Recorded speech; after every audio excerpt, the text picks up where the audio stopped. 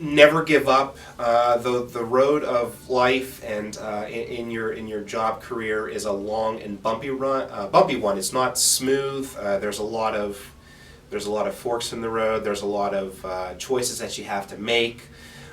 You will have no's along the way. You will have rejections along the way. You'll have opportunities that you wish you could have done better. But that's life. That's how your career works. That's how your job works. And it's not so much about making those mistakes, but rather learning from them. You have to be motivated. You have to be self-motivated. If you don't want it for yourself, it's not going to happen. My advice for you is, don't give up. Follow your dreams. Do something that you're passionate about. Love what you do. And things will change. Trust me. So I want you to have a plan now. I want you to think about your future and have goals for yourself. But they probably will change along the way because you're growing, you're learning, you're finding out more about what you like and what you dislike. And that's okay. That's actually a really good thing. So don't be afraid of change. Don't be afraid to take leaps and, just try to make a difference in the world. That's what I want for you. I would say that my best advice on getting to where I was today is saying yes to pretty much everything. There comes a time in your life where you no longer have to say yes to things. I would say I'm close to that point now.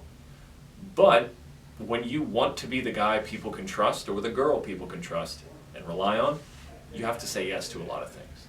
Any opportunity that you're given, you should probably say yes to. Whether it's an internship or something like that, I would go for it.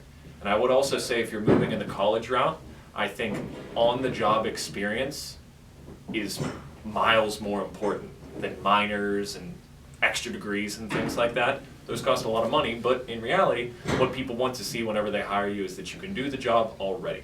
So if you can get yourself an internship or something, which I had a few of, I think that definitely helped me get to PA distance today. It's easy to say don't give up, but it's good to realize that sometimes the best thing about a goal is the journey, not necessarily just dealing with the end product. It's figuring out, okay, well this works, but this doesn't, and evaluating yourself and critically analyzing and figuring out, okay, well here's what I actually need to do to succeed for me that works best for me. I would say have an end goal in mind. Always remember to kind of take it one day at a time, but also have a destination to get to. All the things that happen, there are ups and downs and days when you really just want to quit and say, forget it, I'll settle for something else. And you might learn things the hard way. But really having that end goal in mind is really helpful. It's going to get you through the tough times. And, really once you meet those little goals, you'll see that it's not so bad, nothing is impossible, and it's all going to be worth it in the end, and you feel really proud of yourself once you've done that. So you have to be resilient. It's tough because you have to be really self-disciplined, and again, there are days when you don't really feel like doing that, but just remember, one day at a time, it'll all be worth it in the end.